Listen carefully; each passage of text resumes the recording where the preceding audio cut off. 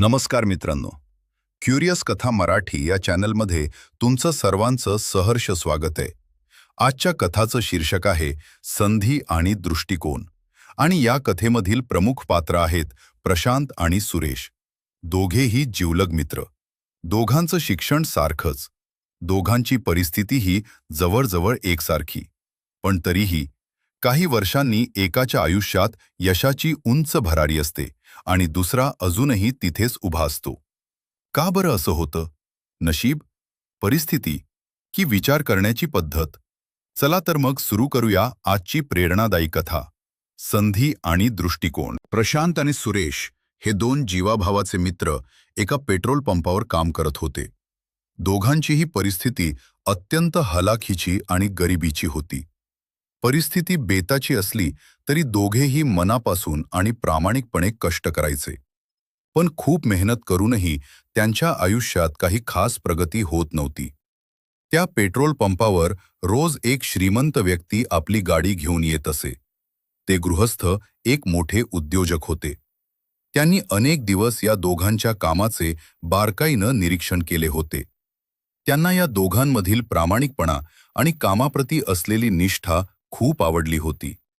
एके दिवशी त्या उद्योजकानं प्रशांतला जवळ बोलावले आणि आपले व्हिजिटिंग कार्ड त्याच्या हातात दिले. ते म्हणाले, "मी तुझं काम खूप दिवसांपासून बघतोय. तू खूप मेहनती मुलगा आहेस. उद्या या पत्त्यावर मला येऊन भेट, तुझं संपूर्ण आयुष्य बदलू शकतं." एवढे बोलून ते गृहस्थ तिथून निघून गेले. प्रशांतनं ते कार्ड हातात घेतले. थोडा वेळ त्याकडे पाहिले आणि उपहासानं विचार केला, असं कार्ड देऊन कोणाचं नशीब बदलतं का? हा माणूस काहीतरी थापा मारून गेलाय. त्यानं त्या कार्डाचे तुकडे केले आणि ते तिथेच फेकून दिले. प्रशांत पुन्हा आपल्या जुन्या कामात मग्न झाला. पण सुरेशने हे सर्व दुरून पाहिले होते. त्याने प्रशांतनं फेकून दिलेले ते कार्डाचे तुकडे शांतपणे उचलले आणि जपून ठेवले. 6 महिने निघून गेले. एके दिवशी पेट्रोल पंपावर एक चकचकीत आलिशान कार येऊन थांबली. कारचा दरवाजा उघडला आणि त्यातून एक टापटीप कपड्यातली रुबाबदार व्यक्ती बाहेर पडली. तो दुसरा कोणी नसून चक्क सुरेश होता. सुरेशचा पेहराव आणि त्याचा आत्मविश्वास पाहून प्रशांतला धक्काच बसला. प्रशांतनं आश्चर्यानं विचारलं, "सुरेश, हे सगळं कसं झालं? हा चमत्कार झाला तरी कसा?" सुरेश हसून म्हणाला, "प्रशांत, हा चमत्कार नाही, तर ही ती संधी आहे जी तू धुरकावून लावली होतीस.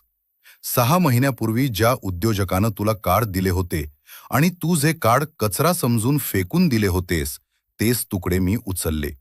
मी त्या पत्त्यावर गेलो, त्यांना भेटलो. त्यांनी मला माझ्या कष्टाचं चीज करण्याची संधी दिली आणि आज मी त्यांच्याच कंपनीत एका चांगल्या पदावर काम करतोय."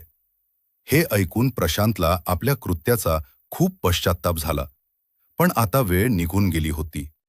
तात्पर्य: संधी प्रत्येकाच्या आयुष्यात येते, पण ती ओळखण्याची दृष्टी आणि तिचे सोने करण्याची जिद्द ज्याच्याकडे असते, तोच यशस्वी होतो.